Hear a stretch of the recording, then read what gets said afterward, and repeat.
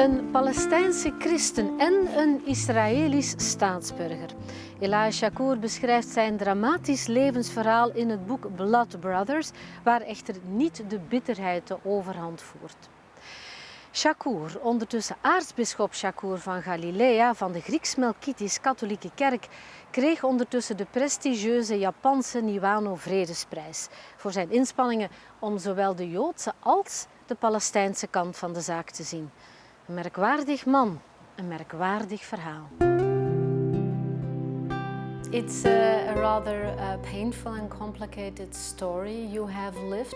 When the state of Israel was declared in 1948, the whole world applauded. But what did it mean for your people? My father, who was a simple peasant in the village of Bar'am in Upper Galilee, told us, children, there are rumors. Within a few days we might have Jewish soldiers come to the village. These are survivals from a satanic plan aiming at destroying them completely. And thank God, this plan was broken. And they escaped after many among them were killed in concentration camps. The survivors, some will come to our village. We need to welcome them because they are our blood brothers. That's why I named my book Blood Brothers. We said, how comes, Father, we are blood brothers with the Jews? That can't be. He said, yes, my children, we are all descendants of an Iraqi citizen called Abraham. Wow, that was a discovery for us. And Father said, we will welcome them as a newfound brother. We'll prepare banquets for the soldiers. We'll offer them our beds. And you children will sleep on the roof of the house because we have to be hospitable to the guests. And that's what happened, in fact. They came into the village. They did not kill. They did not molest. They did not persecute anybody. But it didn't stay like that. The soldiers did start We killing. stayed 10 days like that, after which the officer of the army ordered all heads of families to come together and see him. And he gave them a written promise. You will have to leave your homes for 2 weeks. Take wife and children, lock the houses, give me the keys, and go. In 2 weeks, you will come back. What can they do in the presence of a military might? These simple peasants who have no arms, no weapons, no defensive. We left. I remember when we left, I took on my shoulder an old small blanket. This is all I could carry with me. And we walked half hour or more, 45 minutes, away from the houses of the village to a hillside from where you could see the village in front of you. And we stayed there for 2 weeks. For us children, it was paradise. We spent the whole day climbing the trees, up and down, catching birds. Well, we spent our time eating figs, almond trees, fig trees, grapes. My goodness, that was paradise for 1 week. The second week, it became a problem. It's too much. So the heads of families, father included, gathered together, went to see back the army. We want to return, and they have the written promise of the army. Mm-hmm. They went, but believe me, they never ever came back. Never ever came back. The elders. Yeah, my father, all the fathers of families. We did not know what happened to them. They disappeared. Only 3 months later, we knew that they were loaded onto military trucks like cattle. Yes. And driven from Upper Galilee to the faraway city of Nablus, where the borders were set. And the military ordered them, you leave here. This country does no more belong to you. You go wherever you want. You don't need to care for wife and children. They will care for themselves. And if you try to trespass the borders back, you will be killed before you cross. What do they have to do? Obey. They went down from Nablus to the Jordan River. Yes. They crossed the Jordan River and made the very, very, very long march towards Amman, from Amman towards Damascus, from Damascus towards Beirut, and most of them were stuck and became the famous Palestinian refugees in the Arab countries. Yes. Yeah. Very few were able to infiltrate back through the borders with Lebanon. My father was among them. He knew very well the place. We have lands inside Lebanon till now, but we can't use it. So he knew the place very well. He came back and looked for us. He found us taking refuge in a small abandoned room in a nearby village. Gish. Yeah, we were 11 persons in a room that does not make than 33 square meters. Very, very, very small. We lived there. We were overjoyed and thankful to find Father back. He was such a sweet man. He always ordered my elderly brother, you never buy weapons. You never use violence. If you use violence, you will fall as a victim of violence. Don't use the ways they used against us. Be merciful to them. After all he had been through. Yes, ma'am. After all he has been through. Because he said, violence brings more violence, and we don't need that. But he did not stay quiet. He brought together all those who remained, collected their money, and went to the Supreme Court of Justice of Israel against the State of Israel. The first case ever opened against the State of Israel. By your father. Yeah. The resolution was in our favor. These are peaceful people. They have the right to return. But the army opposed. In 1950, we went back to that very court, and second resolution our favor. The army still opposed. 1951, third recourse, and third resolution our favor. Then we decided, no matter what the army says, we'll go. Let them kill us on the road. To your village, Biram. Yeah. It's a distance of 5 kilometers. Yes. From Jish to Baram. We carried our belongings. We did not have so many. And walked down from hill to valley towards Baram. When we came around the village, before we entered, we saw airplanes coming. We did not know where from. They were loaded with bombs, dynamites, with explosives that they literally rained on our homes. And the whole village was flattened to the ground. And you were looking from a distance at your homes We were being looking demolished? and crying like babies. Goodness, what happens? And that place has been called the Barham People Wailing Wall up till today. And we became refugees, deportees in our own country.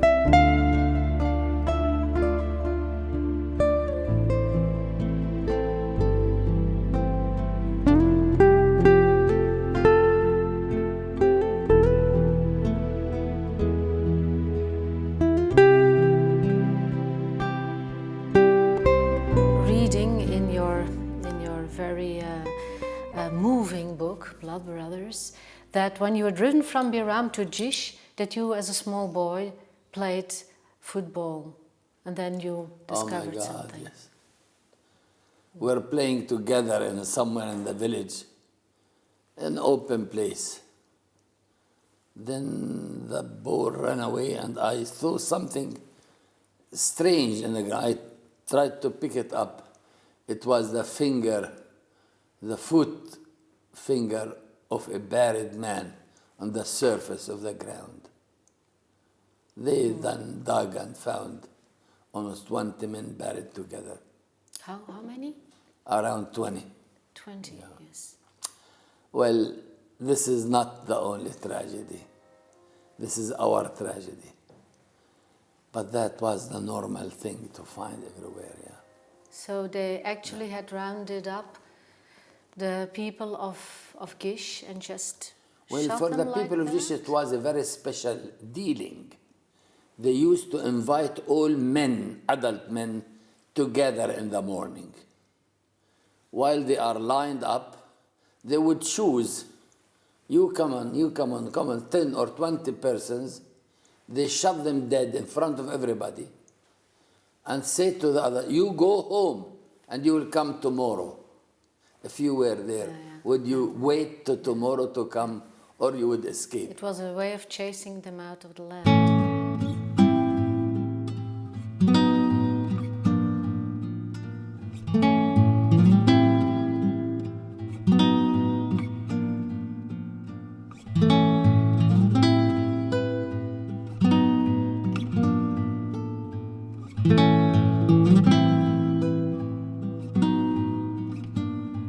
Had you expected that when you were living in Biram, that when the Israeli soldiers came in, that they would turn violent? I mean, your father hadn't expected it, clearly. Nobody expected that.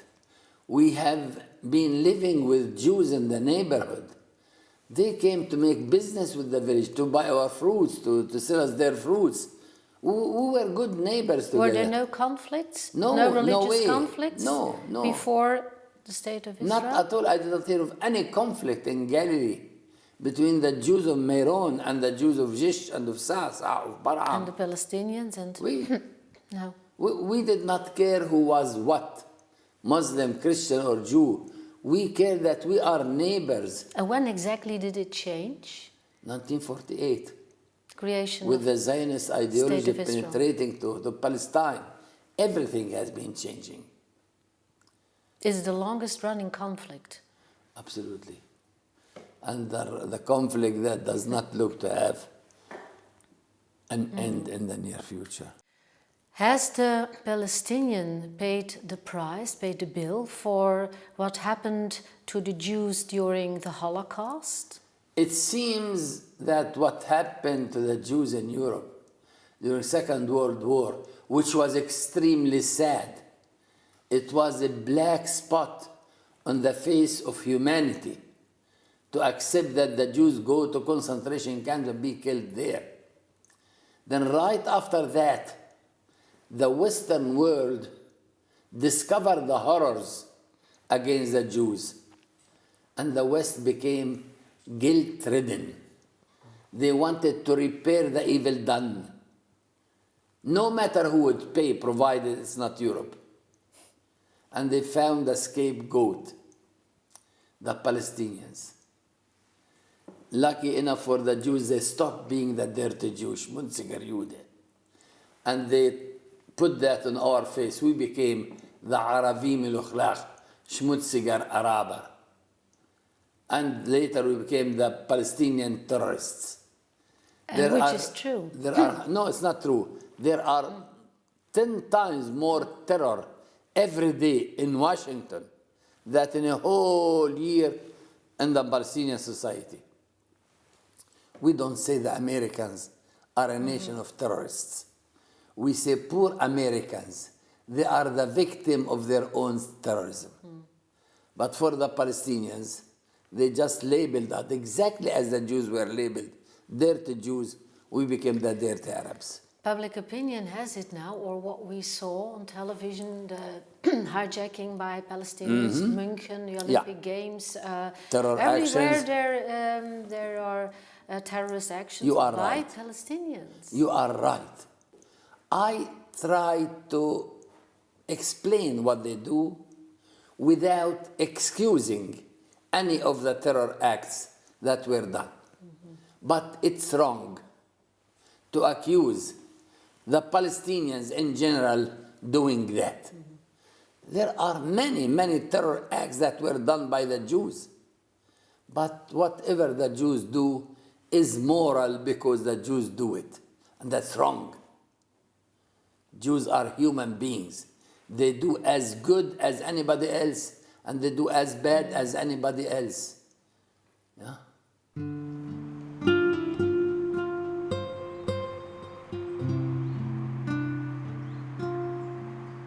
What is so special about you and about your book is that some words always come back, namely, don't choose sides. Yeah. How can you say that? You were driven out of your land, family, friends were killed, and yet you say, I understand the Jewish point of view also, and don't choose side. How's that possible? Well, I'm a Palestinian Arab Christian. I take the side of the Palestinians. But I refuse to become one-sided for the Palestinians against the Jews. That's a wrong attitude. And I ask my friends who have affinities with the Jews, friendship with the Jews, be with them, stay on their side, but don't conclude that automatically you have to be anti-Palestinian. That does not help us to draw closer together. And if you want to help the Jews or the Palestinians, please do not start with sending weapons. Weapons can only produce more enemies, more victims, widows, orphans, handicapped children. We don't need that. Keep your weapons for yourself. Yeah? There are some old questions always coming back in this. Namely, if God told Abraham that it was his promised land and that they were the chosen people, so what are Palestinians doing there anyhow?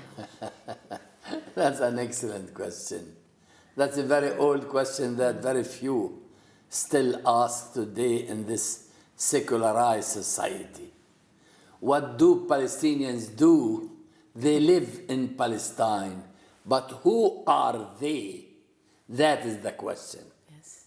Abraham himself was a Gentile from Iraq. He was a Gentile living among Gentile nations. That's exactly what the Talmud says. Who is Abraham? Abraham is a Ger Hay Ben Am Goy. It's a foreigner living among Gentile nations. And Abraham, in the Bible, Jewish Bible as well Christian Bible, is never introduced as being the Jew, or the father of Jews, or the father of a tribe, or the leader of an army, being Israeli army or others. There is nothing in that for Abraham. Abraham is everywhere introduced as being a father of many nations. And who inherit the father? The sons, right? Yes. And who are his sons? Ishmael and Isaac. And the Talmud says Abraham loved both of them. He loved Ishmael and he loved Isaac. So why should one inherit and the other be expelled? Because in the Bible, you always have the God of Abraham, Isaac, and Jacob. Yeah. Ishmael is left out. Is left out because after that the Bible has been kind of kidnapped by some priestly Jewish thought and made of Abraham a Jew. And that's not true. Yeah? And are we allowed to take pure religious arguments to justify a modern national state? I don't think so. Otherwise, where do you begin? Why do we begin with Abraham? Not before Abraham. Before Abraham, there was Melkitisch, this priest of on high, a pagan priest. Abraham paid the tithes to Melkitisch. Why don't we go before Abraham then? That religious arguments does not stand the criticism of modern philosophy and modern mentality and modern statehood.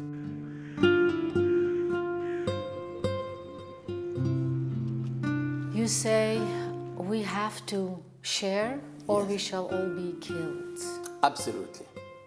Absolutely. I can make a very dangerous statement. If misunderstood, I might be hanging on some kind of horrible situation. The land does not and cannot belong to the Jews. The same way the land does not and cannot belong to the Palestinians. I am convinced that Palestinians and Jews must learn how to belong to the land. They have to belong to the land, not the land belongs to them. You make very strong statements, dangerous statements. You have received death threats as well. And so what? It's your life. And so what? The worst that can happen to me is that I will experience Good Friday, death. Doesn't that frighten you? No, no, because... Why not? You're a human being. I tell you why not. Because Good Friday does not last more than 3 days. And after that, there is what? The resurrection. If we can only be patient. We can endure the cross, but towards the resurrection. And I'm not afraid for my life. I will end my life.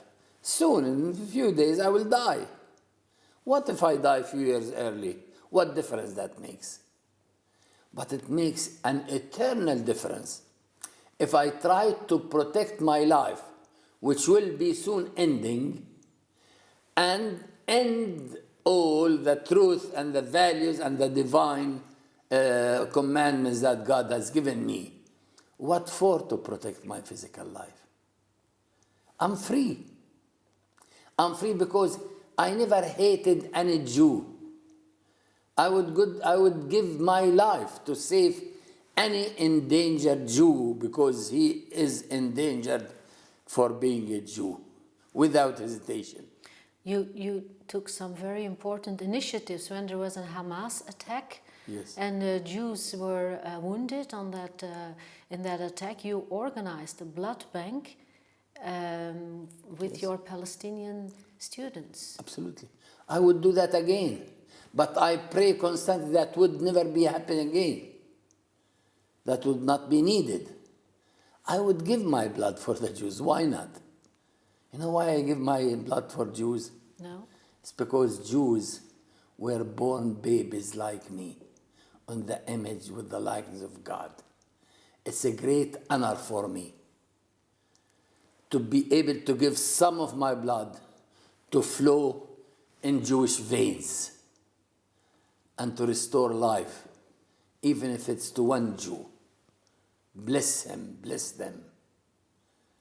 I don't at all ask God to terminate their life. I pray daily for their leaders to change their hearts from hearts of stone, of arrogance, to hearts of flesh and mercy. That I do. I know I have to pay a price, and so what goodness. My champion paid a much higher price. You know who he was? Jesus Christ on the cross. Even there, he proved to be totally independent from reacting to the evil done to him. He continued saying, Father, please look at these people. They're idiots. They don't know what they do. Forgive them. Only a God can do that. Only a God can do that.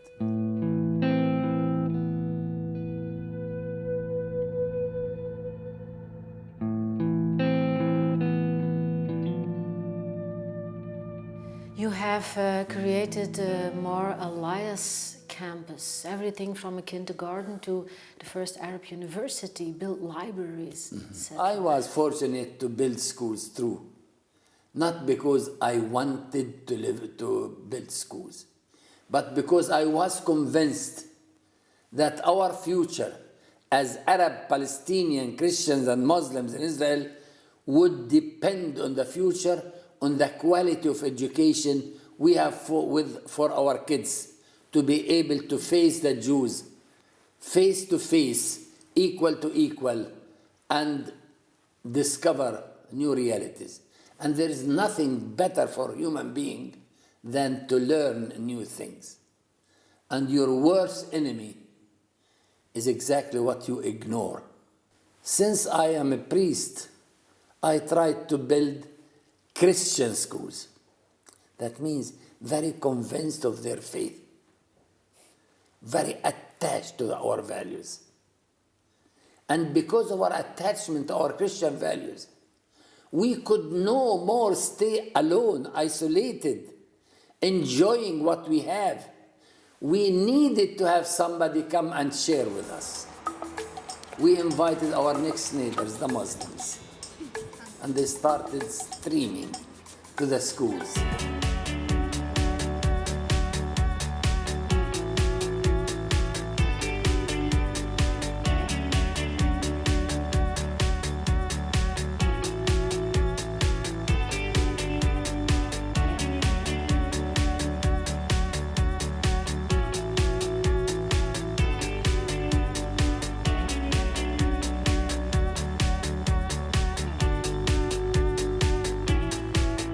Father Chacour, what can I wish you upon your return to Israel, to your hometown? Just courage to persevere, and the grace of God to have the courage not to be afraid of anything. That's all I need. And thank you for this interview. Thank you. Bless you.